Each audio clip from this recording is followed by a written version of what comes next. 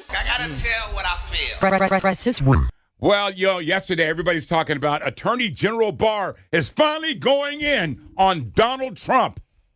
He's saying that, he needs to stop tweeting, "I can't do my job."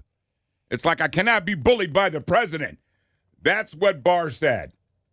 Let me just say this. That was approved by Donald Trump. That was an act.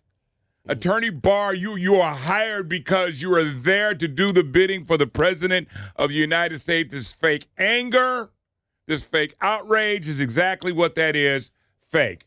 And the reason why it's fake is because Barr is getting ready to do something that the whole Department of Justice is pissed off about.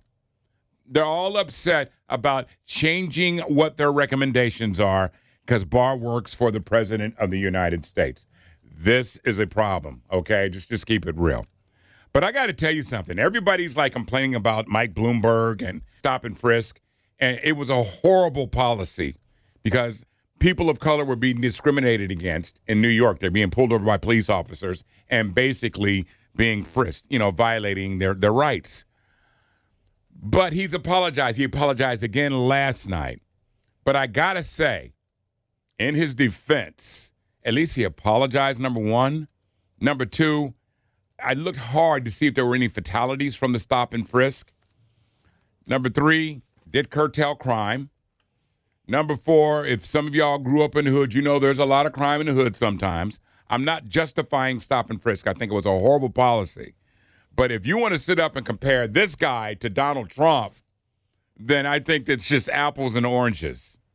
But one thing that I like about Bloomberg is he's a New Yorker. And when you punch him, he punches back. Trump was calling him Mini Mike. He's 5'4", dead weight. He'll need a box to stand on in order to debate everybody at the debates. And Bloomberg came back and said, hey, we know some of the same people that you know in New York.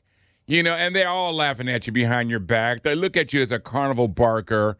You were given an X amount of dollars. You inherited money from your father. And then the next thing you knew, you squandered it and you lost it all due to incompetence. That hurt Trump. That's hitting back.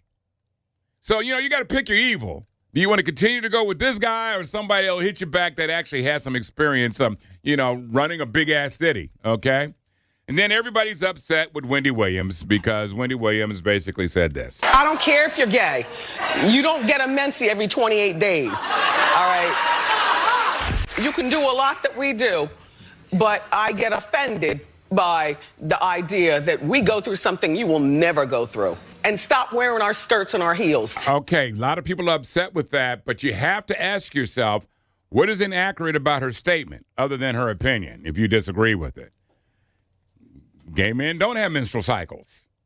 But it's just we gotten to the point where, you want to fight over that and complain about Wendy Williams talking about gay men not wearing blouses and stuff.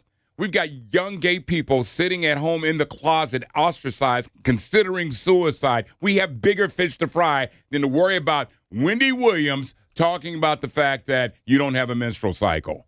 You want to get upset about everything. Let's put our priorities right, okay? That's what we need to do. That's my rant.